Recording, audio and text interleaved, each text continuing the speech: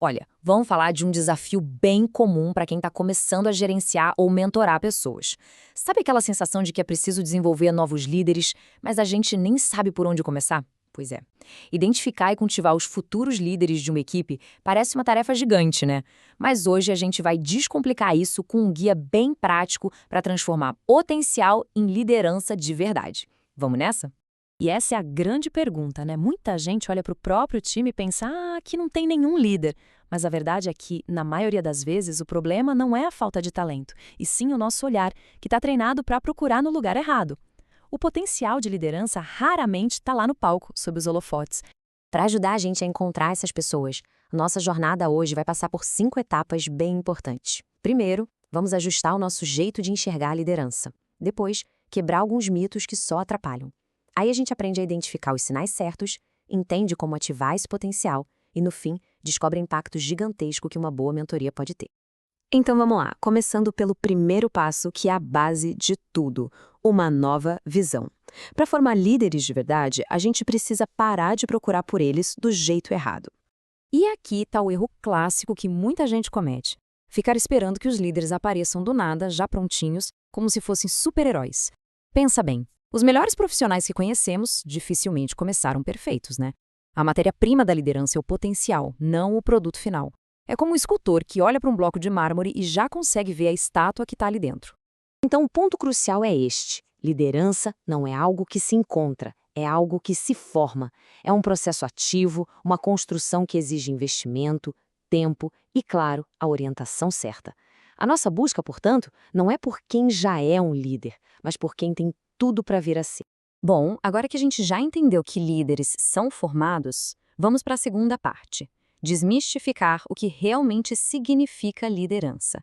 Muitas vezes, aquilo que a gente associa a um líder é, na verdade, só uma distração. É muito fácil a gente se deixar levar pela aparência, por alguém que fala bem em público ou que é super popular, né? Mas essas são características superficiais. A base da liderança de verdade está no que a gente não vê de cara: o caráter da pessoa, a disposição para servir e uma atitude proativa. Pensa só, tem muita gente que fala bem, mas pouca gente que realmente assume e sustenta uma responsabilidade. E essa frase aqui, nossa, ela resume tudo de forma brilhante. A liderança genuína não nasce da visibilidade, ela nasce da disponibilidade. Aquela pessoa que está sempre disposta a ajudar, a aprender, a contribuir, mesmo sem querer chamar atenção, é essa pessoa que tem o alicerce certo para crescer.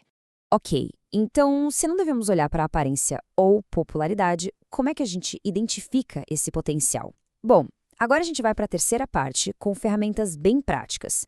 Existem sinais claros, observáveis, que a gente pode procurar.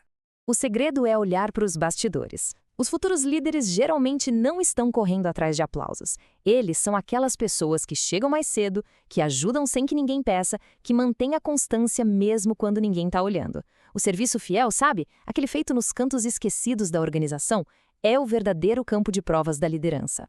E aqui estão os 4 comportamentos que mostram que alguém está pronto para liderar. Primeiro, fidelidade. É a consistência longe dos holofotes. Segundo, ser ensinável. É ter humildade para aceitar um feedback e um desejo real de crescer. Terceiro, responsabilidade. Quando assume algo, cumpre, não importa o que aconteça. E quarto, iniciativa. É a capacidade de ver uma necessidade e agir sem precisar de ordens.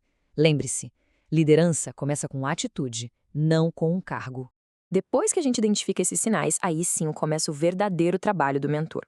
Vamos para a nossa quarta sessão para descobrir como transformar esse potencial em ação. É aqui que a mágica acontece. E o processo é mais simples do que parece, olha só. Primeiro, traga essa pessoa para perto. Inclua ela em conversas, em algumas decisões. Depois, dê pequenas responsabilidades e observe não só o resultado, mas a atitude. E, por fim, ofereça um feedback construtivo e celebre cada avanço. É esse ciclo de confiança, teste e reconhecimento que desperta a liderança. Pensa bem, quantas pessoas com um potencial imenso nunca florescem porque ninguém investiu nelas, ninguém acreditou que elas poderiam ir além. O nosso papel como mentor não é só delegar tarefas, mas principalmente depositar confiança. Essa crença pode ser um empurrãozinho que faltava para destravar um talento incrível. E essa ideia de investimento nos leva direto à nossa conclusão. O impacto de tudo isso. Formar um líder não é um ato isolado, é um investimento com retorno que se multiplica, é um verdadeiro efeito cascata.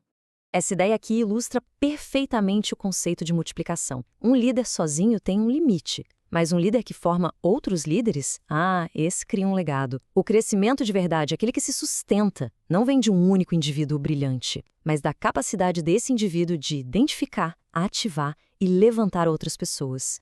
E assim, a gente termina com uma reflexão.